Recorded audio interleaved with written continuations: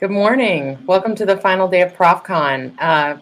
We want to thank everyone for being here and participating in all the sessions and the boot camps. We've had some really great interaction and a lot of professors really sharing resources in the chat that's really added to the quality of the conference. So thank you so much for all of your participation. I'm really excited for our final keynote our first keynote of the final day, Jerry Rackley. He is the executive in residence in the School of Marketing and International Business at the Spears School of Business at Oklahoma State University. His diverse marketing background includes 35 years at some of the world's largest companies, as well as many startup organizations. He continues to serve as a marketing consultant, which enables him to bring a practical marketing perspective into the classroom.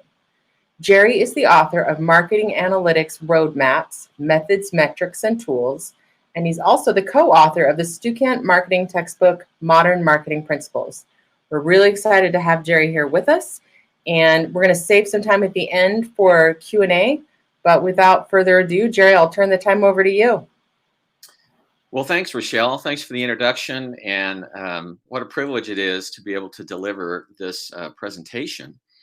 And I think the first thing we all probably need to recognize is if it wasn't for the virus, we might be in Las Vegas, where it's blazing hot and probably losing money. So I want to commend the great team at Stuckant for doing such a fabulous job moving this conference online. And all the comments I'm seeing are kind of echoing the fact that people are getting value. So hopefully I'll be able to keep up that trend and give you something worth thinking about today. So my presentation is called 10 Things We Should Be Teaching Marketing Majors, but aren't. I know it sounds probably like a BuzzFeed quiz. So let's jump in, and let me start by giving you a little bit of background. Where did this really come from? I was going to give a presentation on how we teach digital marketing at Oklahoma State, or the analytics course we just started last year, something like that. And then I looked at the agenda and realized we have people like Brennan Davis and we have others who are on the agenda who are just doing such a great job giving insight into those things. And I thought, what can I add? And I thought, I'm going to do something completely different. Now, Scott Calloway commented, nothing wrong with BuzzFeed. And he is so right. Scott, I totally stole your BuzzFeed exercise idea for one of my classes, just so you know. But so the background is, I thought, I'm going to do something different. And what I decided to do really comes from background, me as an undergraduate. So let me tell you a quick story. When I was an undergraduate computer science major at Oklahoma State, I was in my senior year taking a capstone class for us called File Structures. And by the way, yes, I learned to code in COBOL and Fortran, skills I thought were no longer valuable. Turns out this virus has shown us we still need COBOL programmers, so I'm probably going to dust off my resume. But regardless, I was sitting in class one day. Dr. Fisher, who was our professor, was talking to us about what was coming up in the next week. It was late in the semester. We were all seniors. We could see the finish line. Graduation was near. And it was a heavy workload part of the semester. We had a lot of programs to write, a lot of work to do. And then he throws a test on top of us. And some people in the class were complaining a little bit about that. And I really remember what Dr. Fisher said, and it has stayed with me. He stopped what he was talking about, and he started to give us some very kind but important fatherly advice. And he said, listen, you all need to understand, just because you finish, get your degree, and get out of here, you're not going to get tested anymore. He said, you couldn't be more wrong. He said, you're going to get tested every day. He said, the difference is the outcome of those tests will be much higher stakes. Here, they're only for a grade. But once you get out there, they're going to matter a lot more. So you better get used to the idea that just because you finish your schooling here, you're not going to get tested anymore. And it was really profound. And I thought, this guy is right.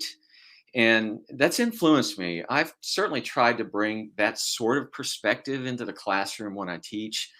I don't know how successful I am, and I don't know how much the students appreciate it, but that's really kind of what I try to do, and that's where it came from. So that's the background behind this particular presentation that I'm going to give. So with that, let me go into a little bit more detail and answer a question some of you might have. Who is this guy anyway? Well, Rochelle did a great job on the introduction. So yes, I do teach marketing in the school, Spears School of Business at Oklahoma State. But really, I think if you look at a pie chart that shows you how I spend my time and where I earn my income, I do a lot more outside the university as a consultant. And right now, my primary work effort is for a enterprise software company called HostBridge Technology, where every day I practice these marketing things we're teaching our students.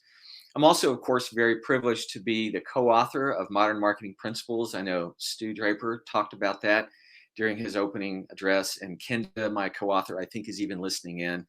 And it was a great experience to work with her and get to write this book. So that's a little bit of background on me. So with that, let's proceed. And let me tell you a couple of disclaimers. And the first one is I'm going to present these in order. So it is a little bit BuzzFeedy in that regard.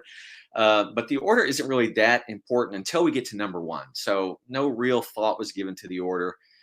You may have some ways you would prioritize these things. And the other thing I want to make sure you hear me say, I am not trying to criticize any of our efforts in the classroom.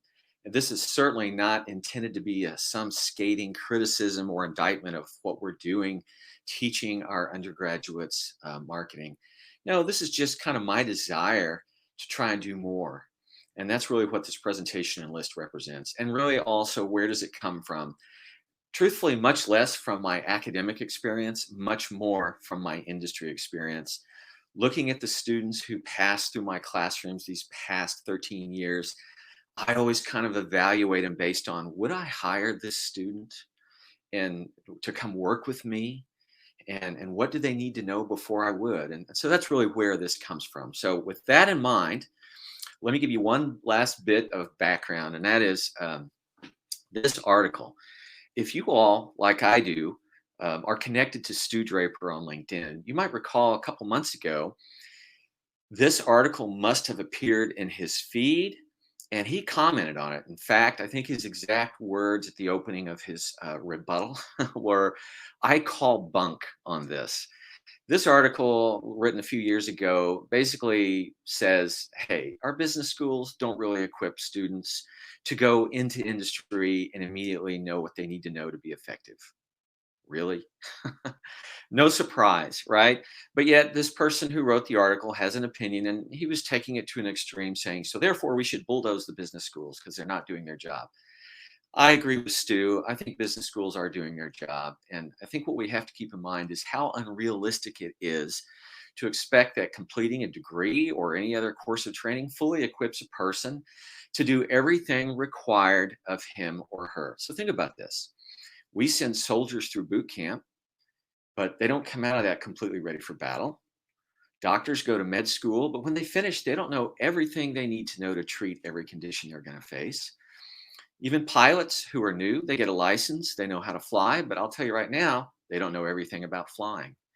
So experience matters for a lot.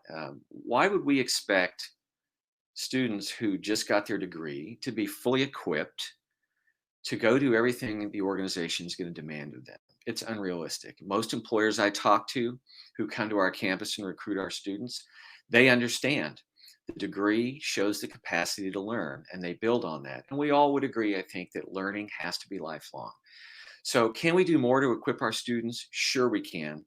I'm the first to say I recognize there are time and money trade-offs, and we can't just add lots more credit hours to a degree program to do all the things I'm going to talk about. So I get that, but to the extent that we're able to try and figure out how to bring maybe some of these things into the classroom, I think our students are better for it. So this article served a useful purpose to get us talking about it. So let me start with my first point, which is point number 10. And this slide you're looking at going, what is that I'm looking at?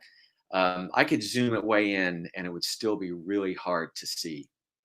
I'll tell you where it comes from. There's a guy named Scott Brinker. Some of you may know Scott. He is the VP of Platform Ecosystems at HubSpot and also the editor at chiefmartech.com. And every year, Scott and his team publish this marketing technology landscape graphic. Every speck of color you see in this diagram is a logo of a company that provides marketing technology. And there's a lot. The number of marketing technology solutions has grown exponentially in the year Scott's been doing this. In 2014, he had 947 solutions. And this year, just published, I think in March, over 8,000. And 1 in 5 of the solutions on this year's landscape weren't on last year's landscape. So a lot on here. And it simply serves to make a point that marketing is increasingly a technical profession. And our students are going to need to know a lot about technology. The question would be, what kind of technology with 8,000 choices? What do we teach them? Well, we can't teach them nearly everything they need to know, but maybe we can point them to a few places. Gartner, a few years back, made a prediction, which I suspect has come true, and that was that chief marketing officer technology budgets would exceed CIO technology budgets. That's how technology-driven marketing is now, and you all know that. So my point is this: despite everything we're teaching our students in the classroom, when they leave, they're still going to have a steep learning curve to climb when it comes to technology. I've listed a few things on the slide that I think are core technologies. It would be great if our students could learn, like marketing automation, CRM, and something about analytics. There's so many more things. I actually had the privilege of interviewing Jim Stern about 2 weeks ago. Jim produces the Marketing Analytics Summit conference every year. He's also the director emeritus of the Digital Analytics Association. And I asked him, Jim, what would you tell a student who comes up to you and says, what technologies do you think I absolutely need to know before I graduate? And his answers were Excel, Google Analytics, and Tableau. So there's one guy's opinion, a guy who I respect. So I guess my point simply is this: the extent to which we can introduce our students to any of these technologies or point them to resources like HubSpot's Academy or Google Analytics Academy, it'll just help them by flattening that learning curve a little bit. So anyway, number 10 was technology. Let's look at number 9. And this is design. So I think students need to know something about design. And the reason why is because most marketers understand, or come to understand with some experience, that our messages are not conveyed through a single dimension. They are conveyed through many dimensions often, certainly through the written word in a variety of forms, and also all kinds of imagery. And we need to be effective across all the dimensions and know how to blend them. And so I think some basic understanding of design helps with that. So, I mean, concepts like proximity, alignment, contrast, isolation, repetition, even the difference between print versus online, and some of the design considerations for those two environments. Knowing something about that helps us be better marketers. Every place I've ever worked in the industry, as a marketing VP or team member, I've had a designer on my staff, and I realized could not execute our marketing plan without help from a designer. So I think to work effectively with a designer, you need to know a little bit about design. And at our school, unfortunately, design isn't taught anywhere in the business school. It's in a completely another school, arts and sciences. But every semester, I do have a graphic design student who wanders into my classroom, and it's always great when they do, because they bring such a wonderful perspective and a lot of richness through their engagement in the classroom. So I think design needs to be on the list, something about design, if for no other reason, so that we can have better feedback than what you see here on the screen. My favorite cartoon, Dilbert and the pointy-haired boss, who all he knows how to say to provide constructive criticism is, I'm not wild about the font. So, hey, if you're a Dilbert fan like I am, you may have seen that. All right, what's next? Well, number 8 is time and project management. And I think marketing is a profession where you better know how to juggle lots of balls if you're going to succeed. For many years, I was the chief analyst at a company called Demand Metric, and last year they did research on marketing project management. And one of the findings that they got from their research I thought was quite interesting was just over 1/4, I think it was 27% of the CMOs and marketing teams in their survey were not happy. I'm sorry, only 27% were happy with the way they were managing projects. Basically, the other 3/4 were not. It wasn't working well for them. So we know in the real world, the scope of work that most marketing departments have is staggering. And if marketers are going to get that work done at a level that's acceptable to the organization, they've got to have some structure and formality around managing their work and their projects. And I know I don't teach a thing about project management in any of my courses. Yet our marketers, our students, when they get out there, they're going to have to know something. And I suspect that the project and time management skills they develop and evolve as undergrads are not going to serve them as well as they need to when they get out there in industry. I think it goes up to another whole level. So I think the extent to which we can condition them, at least, to, that they're going to need to be able to acquire some of these skills, we help them be more successful out in industry. So that's number 8, time and project management. Then there's number 7, communication. And you probably knew this was going to be on the list. And communication covers lots of things. One is certainly be able to communicate within your own team, but also outside your own team. Don't be afraid to communicate with any of the stakeholders, especially at the executive level. Learn to do that. Learn to be comfortable having a conversation with an executive and know how to do that right and do that well. Also, learn to write well. Probably one of my biggest disappointments with my students is the level of great writing is so low. And I don't know the reason for that. I just know that a lot of the writing that I evaluate is just not very good writing. And some people may say, well, hey, we're digital now. We don't really do a lot of print. Maybe. But the truth is, anything you do digitally, whether it's a video or something else, is probably going to start off in written form. And if you're going to produce excellent, engaging marketing copy or content, you need to be able to write well. And I wish I could teach a class on writing, but that's someone else's job to do, or someone else who needs to do that job, I guess. And then simply this, the nuances of communication that they're going to need to know and master when they get in industry. And so I have a story. Actually, let me start by showing you this. This is a printed email I've kept, and it illustrates the need for us to do more, I think, to teach students about communication. This email dates from July 7th, 2006. That's how long I've kept this email. At the time, I was a marketing executive for a regional bank. That happened to be a Friday, and that particular Friday morning, our CEO sent this email to everyone in the company. The subject was thought for the day. And we had, I don't know, 400 to 500 employees at this bank at the time. So he opens up the email. Hello, everyone out there. It's been a long time since I've sent out thoughts for the day, so I thought I'd give you some. So he lists probably 4 or 5 or 6 kind of pithy thoughts for the day. One of them was, the person who knows how to laugh at himself will never cease to be amused.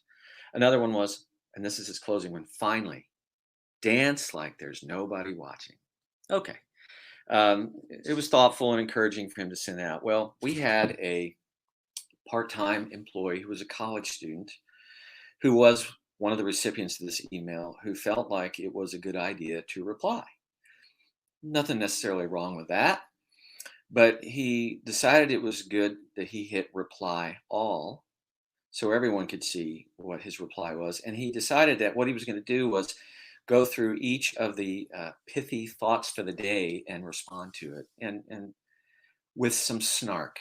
So here's a couple of his responses for the 2 I shared. The person who knows how to laugh at himself will never cease to be amused. And the response was, until others join in. And finally, dance like there's nobody watching. The response, because soon there won't be. Okay, not smart for him to send out that email. What happened? Within 30 minutes, he was out the door and fired. I thought that was pretty harsh and an incorrect response, but nevertheless, it happened. And I think our students need to understand that sometimes communications have pretty serious consequences, good or bad. So the extent to which we can help our students understand how to communicate in professional environments they're going to find themselves in, I think it's going to save them some grief. So that's a real story from my past. I've kept that email all these years.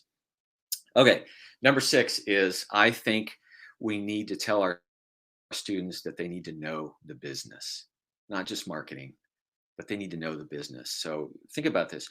Who would you want running the marketing team at your firm? If you had to choose between 2, one would be the top marketing graduate from some program who knows marketing really well, but that's all the student knows is marketing? Or would you prefer to have a solid marketing graduate who also has a holistic understanding of business? And I know what my choice would be. I would choose the latter. And speaking as an industry consultant, I have seen that when we get people on the marketing team who know more than marketing, our success probability goes way up. It isn't enough, in my opinion, to just be great at marketing. You've got to become a student of the business and how it creates value for all the stakeholders, particularly the customers. And part of understanding that is knowing about parts of the business other than marketing. So, students who tell me, you know what, I'm so glad I'm in marketing. That accounting stuff is ridiculous. And finance and management, no.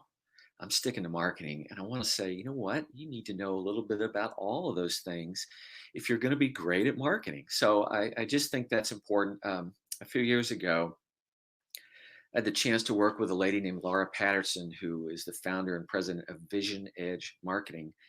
And for many years, she did a marketing performance management study and survey. And one of the things she did in the survey was have marketers grade their team's efforts A, B, C, D, and F. And one of the things we found consistently in the 3 years I helped Laura do this research and publish the results was that the marketing teams who earned an A from their executives had high business acumen. They knew the business, whereas the ones who got low grades didn't really. So I think we just need to condition our students. You need to be prepared to learn the business, not just marketing. So that's point number 6. All right, we're getting closer to the end. Point number 5 is accountability. You know, in the world of marketing, we're going to take some risks creatively and professionally. And I think that's a good thing. We need to be prepared to do that. Whoever really got all the attention they wanted by playing it safe all the time? But what we also have to prepare our students to do is to be able to own the results, the good and the bad. I learned this many years ago. I was a young manager at IBM. I had a territory with several customers and 10 people working for me. And I was meeting with my boss, who was the branch manager. And he just happened to be a West Point graduate. And as we were talking through a particular customer situation, I was kind of, complaining mildly that, well, you understand, I agree. We know what the outcome we're looking for here is in terms of the business outcome, but this particular customer, there's some things outside of my control. I don't know if the people who work for me are going to do everything we want them to do so we can get the result, et cetera, blah, blah, blah. And he just looked at me, and his response, I remember to this day, was, Jerry, whatever happens, it happens on your watch. And I just swallowed hard and went, oh, you're right. It does. His point was, I've given you these customers in this territory and these people. And what I don't expect you to do is try to wash your hands of the outcome. You got to own it, whatever it is. If it's a bad one, then own that. And if it's a good one, then you get the reward from that too. So I just think we need to try and help our students understand that in business and industry, that level of accountability is going to be expected and help them be prepared for it. All right. So number 4 is politics. So this one I was a little worried about sharing because I don't want to come across like some cynical old guy. But I also think we, at the risk of sounding cynical, our bright, eager students may assume that all they have to do when they get out there in the industry is just do a good job and produce results. That's all I have to do to succeed. And that's how it should be.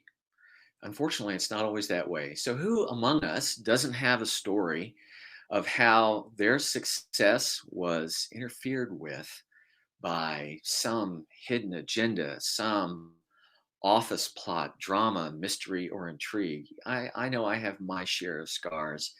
And I was pretty naive when I graduated and got my first job. And fortunately, I had a mentor who took me under his wing and said, Jerry, I'm going to kind of open your eyes up about a few things. And this was one of them. So I think while we don't want to come across as being cynical or condition our students to be that way, I think we need to make sure they understand, listen, there's probably going to be some level of politics. In fact, I believe every organization has some level of politics. It just varies by degree. And I think it's important that our students not be naive about what office politics are and how they could be impacted by them. So that's number 4. Let's look at number 3. And this one is leadership. And here I have a poll for you. So I've tried not to watch too many of the chats coming in. I'm eager to read them later, but you can go ahead and answer this question if you want. This is from a survey, so you can see the source there underneath the picture. In the CEO's view, which department's most involved in setting strategy? So you have 5 choices. Take your pick. So as you're thinking about what the number 1 answer is, and to be fair, they're all involved in setting strategy, but there's a ranking. Okay. So let me tell you who it is. Number 1 is C, marketing, at 64%. The rest fall behind, not too far behind, but the rest are behind marketing. So what's the point here? Is our students need to understand that marketing is going to be looked to provide leadership, not just to the marketing department, but to the entire company. The picture I chose for this slide, I chose for a reason. That picture represents the big decisions table. And marketers need to sit at that table. They need to be there in the room at that table to help make the decisions to lead the company and guide the strategy. But we need to earn the right to sit at the table. And we do that by providing excellent leadership, certainly to our own teams, ourselves personally, our departments, but also throughout the whole company. And my experience has been that marketing gets looked to provide a lot of leadership in the companies where there is a marketing team. So I think it's important that we prepare our students any way we can to serve a broader leadership role than perhaps they imagine they might need to when they get out there. So there you go. There's leadership. Number 2 is my favorite topic, and this is culture. And I talk about culture all the time in the classroom, and I think my students may roll their eyes and go, oh, he's talking about culture again. But our students need to understand culture because every organization has one. There's no vacuum. It always is a product of leadership, and it's never benign. It either generates lift or it generates drag. It's either good, healthy, and strong, or it's dysfunctional. And usually there's no fence sitting where culture is concerned. So I want our students to understand that. And also, I think we need to tell them, listen, be intolerant of dysfunctional culture. Anyone here listening or watching later who's been part of a dysfunctional culture knows exactly what I'm talking about. There is no paycheck big enough for you to want to stay in that kind of culture. And furthermore, we should not only teach our students to be dysfunctional of bad, unhealthy cultures, but to be change agents and tell them, listen, don't just tolerate it or leave. No, do something about it. Because again, this goes back to the leadership piece. I think marketing is better equipped than many departments to try and be an ambassador for cultural change and cultural health throughout an organization. There's a quote I love. It gets attributed to Peter Drucker a lot. In my research, I think he's not necessarily the originator of the quote, but it gets paraphrased a lot. But anyway, here it is. Culture eats strategy for breakfast. So whoever said that, they were sure right. So I think we need to make sure our students understand just how important culture is and their role in helping shape it. All right, down to number 1, the last one. And maybe this one's a little bit ironic, but I think we need to make sure our students hear us say that money isn't everything. And it's ironic because I teach in the business school. And what is business fundamentally about? It's about generating revenue and being profitable and growing customer lifetime value and all these things tied to money. So from a business perspective, money is very important. And money matters personally as well, but it isn't everything. And I think we need to make sure our students hear us say it's important, but there's more to it. If we let our students just go chase the biggest paycheck they can get when they graduate, many of them are going to find out they made a mistake. And as I said, a lot of times it relates to culture. If the culture is bad, there isn't enough money in the world to keep you at a company with a bad culture. But there's more than money. So probably 10 years ago, Daniel Pink wrote a book called Drive. And I love the message from his book. And he said, we need to pay people enough just to take money off the table as an issue. But what really motivates people to work, to get up every morning and go do a job, are the 3 things on this slide. It's to be able to have work with purpose that fulfills or achieves some purpose in the life of the person doing the work. is to be able to do that work autonomously. And finally, it's to be able to become a master of the work that you do and become really good at it. And when you're able to check those three boxes, you have a job you'll never want to leave. So I think it's important our students hear us say, it isn't just about money. There are other things that are actually as or more important. Okay, wow. I'm sorry. I feel like I've just streamed at high speed a lot of words to you. I'm anxious to look at some of the comments, but I would say now it's your turn. All right. So this was my list. What's your list? What would you put on this list? And unfortunately, I don't know that we have the time to have a long conversation about this, but I'm eager to hear if you can't share now through the features of our session, send me an email. I want to know, what do you agree with? What do you disagree with? What are you doing? How can I learn from you on any of these things? And what's on your list? It's just a conversation I think it's important for us to all have. So I'm going to stop there. I think Rochelle's going to check back in. And let me say first, thank you for letting me even share these thoughts. I hope some of them were worthy of your hearing. I welcome your comments. There's my email address. Your turn. Jerry, thank you. That was excellent. I took some notes myself for things even to look for in new employees, and just really good advice. One question that we did have was, what advice do you have for basic design resources to teach students? Yeah. I wish I had a great answer for that. I'll tell you what I've done is I've worked with excellent designers throughout my career, and I have learned. Here's a piece of advice that I can give from working with some great designers is great designers who are good at their craft don't like to be told what to design. I want you to design this piece. I want it to look this way. I want you to do this and use this image.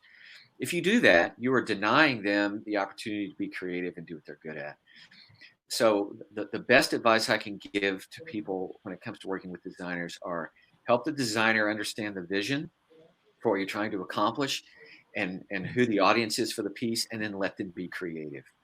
And then you can certainly collaborate with them to shape whatever comes out of that. But that's probably the best advice I can give. Excellent. I think a lot of these other questions you've answered in the chat, and we've got some great interaction in the chat as well. Got a few more minutes. If anyone else has any last questions. Well, I'm looking at some of these chat messages coming across, and wow, I mean, the things people are saying in their comments are fabulous. It's already scrolled off my screen, but someone said ethics. Yes, absolutely. Ethics, we need to be talking about that too. And so I hope that those who are listening understand just because I left something off doesn't mean it's not important. It's critically important. Like I said, this was just my list and what I thought about. And you know what? Ethics is yet another thing that needs to be on that list. And I see someone sharing some of the expert sessions that Stukin has. And there's a lot of really great expert sessions that we could point our students to as well. So a great set of resources there.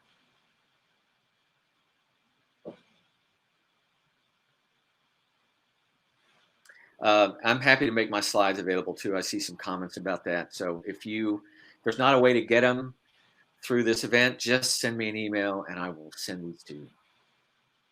jerry.rackley@okstate.edu. And please connect with me on LinkedIn. I would love to have more connections that way too. Mark Sarvery asks, should we include these things in our existing courses, or would you do a separate course with these topics? I think that you could do a separate course. It might be convenient to think that's a great way to handle it, but I'm not sure it would be received as well just as a standalone course, because I think a lot of students might look at that and go, that doesn't apply to me. I don't need that. And so I think probably if we're really after greatest effectiveness to figure out how to weave some of these things into the fabric of what we're already teaching. Again, just my opinion.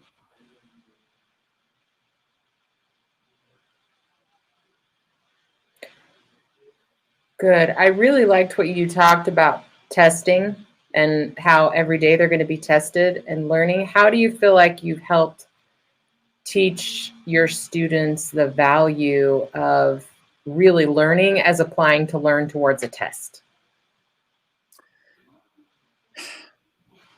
You know, I certainly share that story in class, but I think the impact might be low. You know, the truth is, unfortunately, there are some things that you learn only through experience.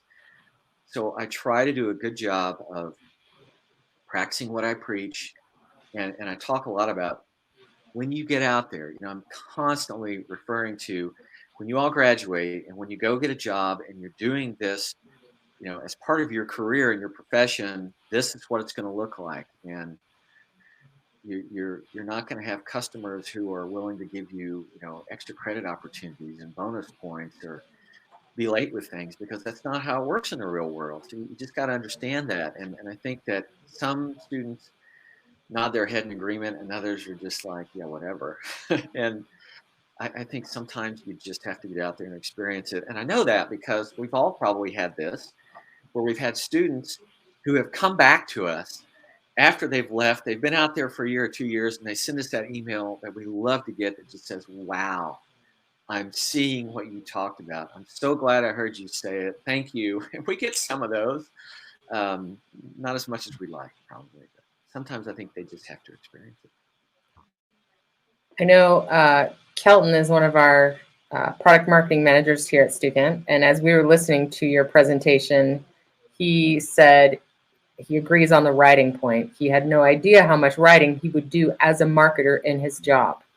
And I think a lot of students in marketing don't realize how much writing is involved in the marketing profession. So I do tell my students they better be prepared to write, and they get a little bit upset when I say, I'm counting off for spelling and grammar mistakes, so you better get ready for that. And they're like, this is a marketing class. And I said, yeah, exactly.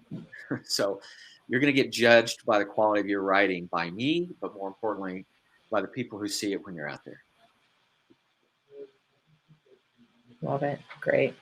Well, thank you so much for your time, Jerry. This was an excellent presentation.